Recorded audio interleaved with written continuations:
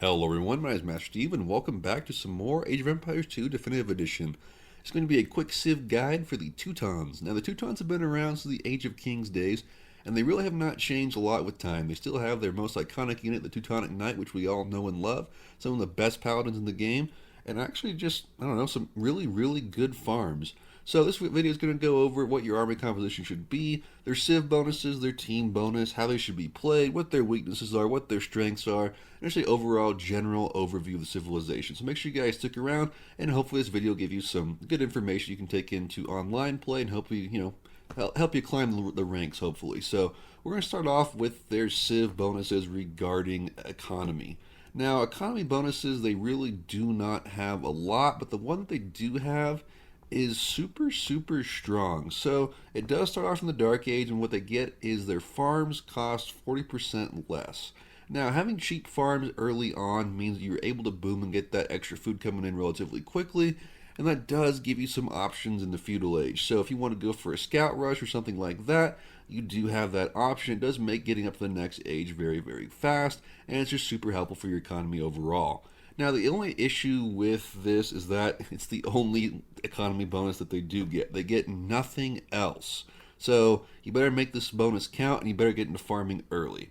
Now, the other bonuses they have are not exactly ones that you're going to be using, shall we say, very frequently. Like, they do get murder holes and herbal medicine for free, which is good. And their towers garrison 2 times the regular amount of units, and their town centers garrison plus 10. Now, you're not going to be garrisoning a lot of units. I mean, if you are, it typically means you are being, you're under some heavy assault and you're playing defense a lot, and you're not typically going to be doing this very often. So it's nice that you can garrison some stuff like that if you want to go for an early tower rush with them. It does seem to come in handy because you can fire all those extra arrows, and having murder holes for free does mean your towers are a lot stronger in feudal age, but it's really not a bonus that's going to be coming in handy, you're going to be using it all the time. It's kind of more of like a last resort kind of thing, in my opinion.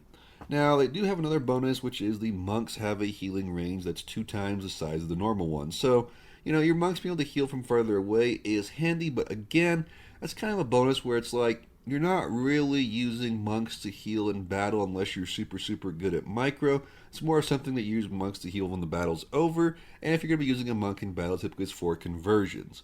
And now, speaking of conversions, they do have a very nice team bonus, which is their units resist conversion. They are super hard to convert, and it is a very notable difference.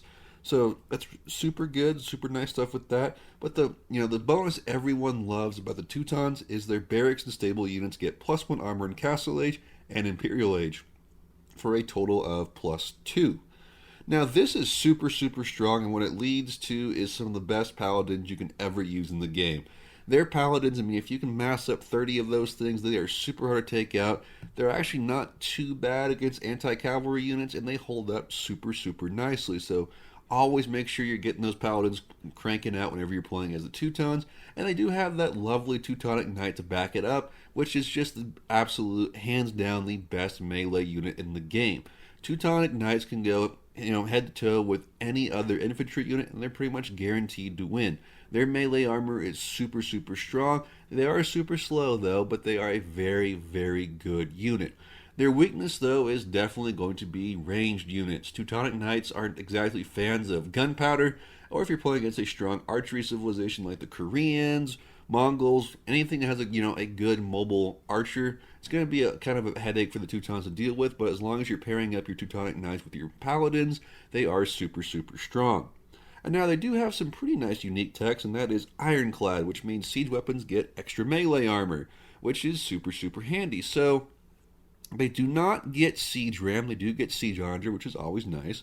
But what you can do is you can put your Teutonic Knights in your battering rams and send them forward, and the extra armor just going to make sure they can always get super close to enemy defenses, and it just kind of creates this very slow moving but amazingly effective death ball. So it's kind of something you can play around with, garrisoning your units in, siege towers, battering rams, whatever. It does help them get super close. Some of the plays you can see on Arena is sending a siege tower full of Teutonic Knights over the walls, and it actually is a very viable strategy. So definitely make sure you try that out. It's super fun. And then the next thing I want to talk about with them is they do get crenellations, which is their second unique tech, which means castles get +3 range and garrison infantry fire arrows. So a fully garrisoned building is going to shoot extra arrows, which means your defenses are going to be stronger. But yet again, you are not going to be creating units just to garrison them. Garrisoning units is kind of a last resort kind of thing, and you want to make sure you're sending them out to fight. So it's something that does come in handy every once in a while, and you can kind of take people off guard with it. But it's not exactly something that is super strong per se. So overall, the Teutons are a super good civilization. That farming bonus early on does make them a good booming civilization. The issue is that they are just very gold dependent. As we all know, paladins are very expensive in terms of gold. Teutonic knights do, cost quite a bit of gold. And their other units are all very gold intensive too. I mean, if you're going to be laying a siege with Teutons, you're going to be using the bombard cannon, which they have access to. It's super handy, but those are expensive. Trebuchets, always expensive gold-wise. And they do get hand cannoneers, which are super handy because they can, back up your Teutonic knights and paladins nicely, but again, very gold intensive. And your issue is really going to be you do not have a lot of viable trash units. I mean, yeah, you do get some nice anti-cavalry units with your halberdier and stuff like that, but the big thing is that you only get scout cavalry. You don't get light cav, you don't get hussar, you are stuck with scout cav.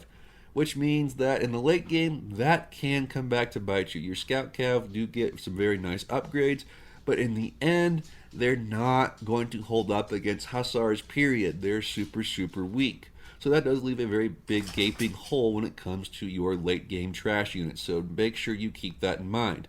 Now when it comes to like the blacksmith upgrades, they do have a pretty full blacksmith. They do have very good monastery upgrades, but again, all of those very gold intensive.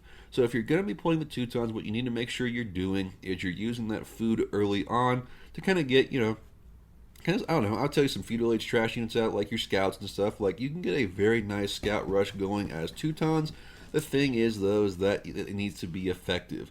You need to hit early on, and the other thing I would say is you're kind of weak in the early game. Like, yeah, you can do a nice tower rush, and you can have some good defenses, but, I mean, if your opponent's super aggressive, you are going to have kind of a hard time defending, and your biggest priority needs to be getting up to that Imperial Age for those, really strong units that we are so known for. So overall, they are definitely an A-tier civ and one of the best ones you can take into online play, in my opinion. They are just very good. A lot of players aren't very well versed in dealing with Teutonic knights. Some, they will still make infantry units to fight your Teutonic knights, which makes them super strong.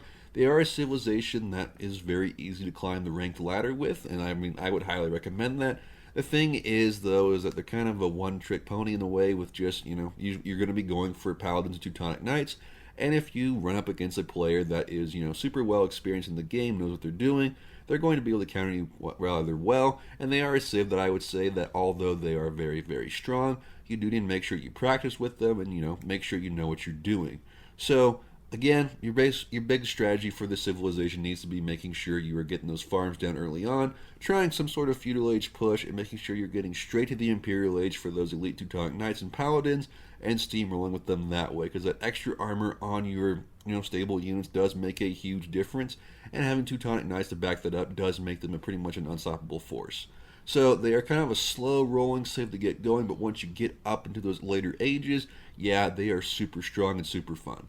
So that's all I got for you guys for this video. If you guys enjoyed it, make sure you leave a like and subscribe. I am going to be doing the rest of the civilizations in the game just because I love Age of Empires and I'm very passionate about it. I just find these videos very fun to make. So like I said, let me guys know what you think down in the comments section. I do think the Teutons are definitely an A-tier civ. Let me know what you guys think. But if that's all I got for you guys today, so if you guys liked it, like and subscribe, and I'll see you guys in the next one.